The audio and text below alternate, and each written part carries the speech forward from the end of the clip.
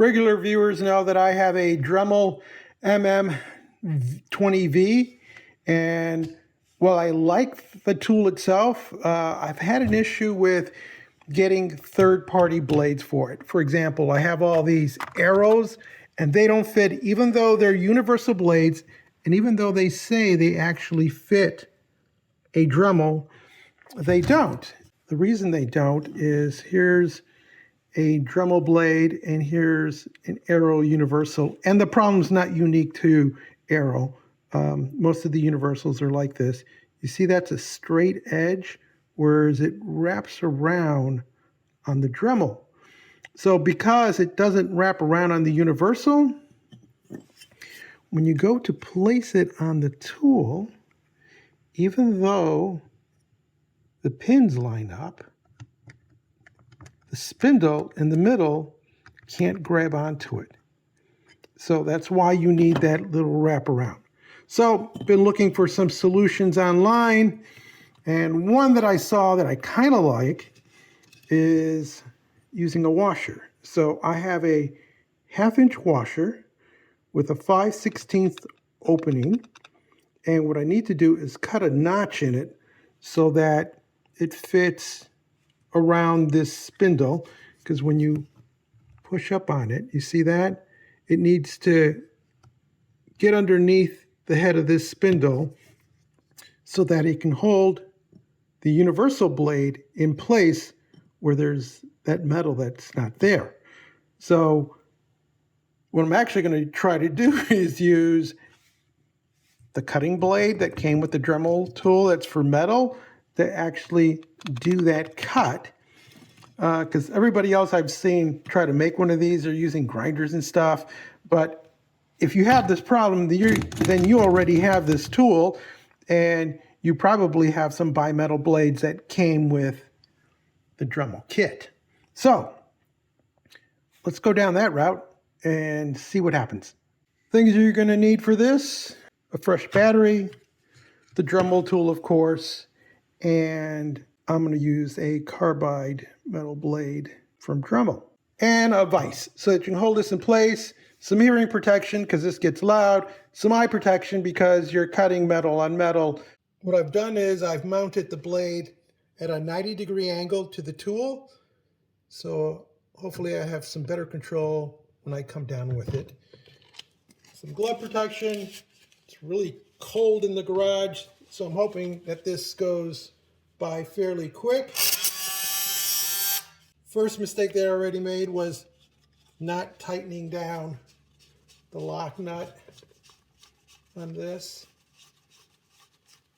And when you don't do that, the blade just shakes loose, which is a bad thing. All right, so we're in place. Battery's engaged, power's on. I'm going to be down at about a number 4 on the variable speed setting.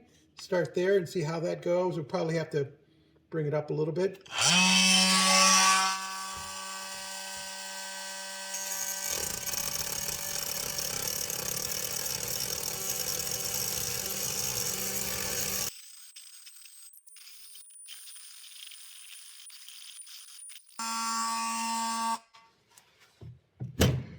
We're going to check to see if that gap is wide enough. I don't think it is, but if it isn't, we'll just continue cutting until it is. Always disengage the battery when you're going to be playing with the tip.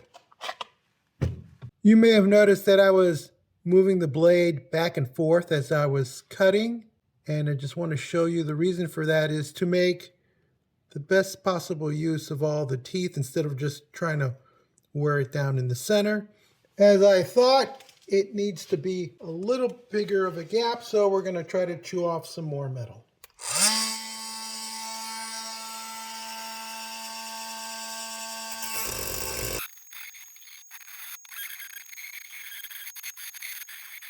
There's the gap, a little bit crooked there, but I think that might be enough, so we'll give that a try. Turns out that if I just cut that little piece of metal that's there, it should fit, because it doesn't quite fit right now. So we'll continue on with our tool. Would a grinder be easier? Yeah, probably. If I had a Dremel rotary tool, I probably could also do this. But we're going to continue on with this, see what happens. You may notice that I just slowly move the tool, and I let the weight of the tool just carry the blade through. I'm not pressing down on it. That makes, obviously, for a longer time to cut stuff, but it gives you more control and doesn't dull the blade as quickly.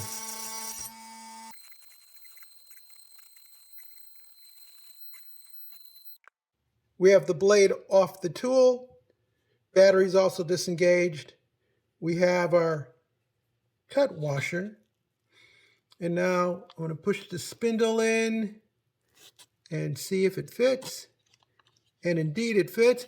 But more importantly than it fitting is, see if you can see that, the washer doesn't get in the way of the pins. Okay, that's really crucial, because if it blocks the pins, then the blade's not going to hold on and you're just going to hurt yourself. Anyway, so now we can take this out.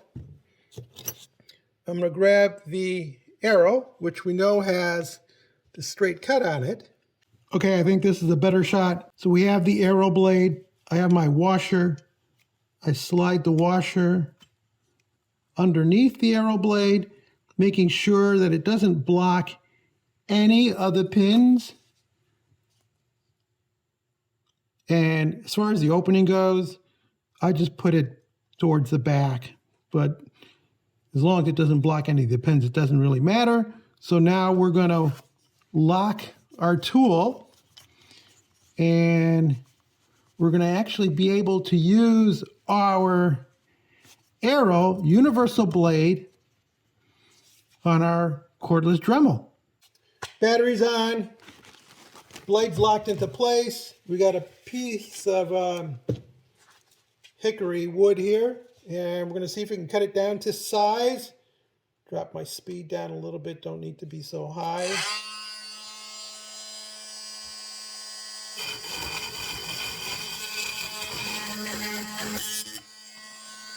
And that's hickory, which is a hardwood. Blade didn't come off. I'm going to try one a little closer to the bottom.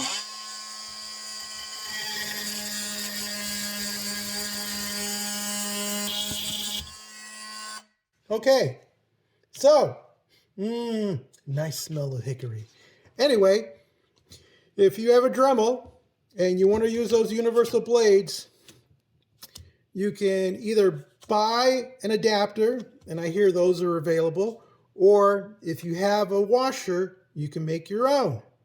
If you found this video interesting or useful, give us a thumbs up, leave us a comment, join the subscription team, and as always, thank you ever so much for watching.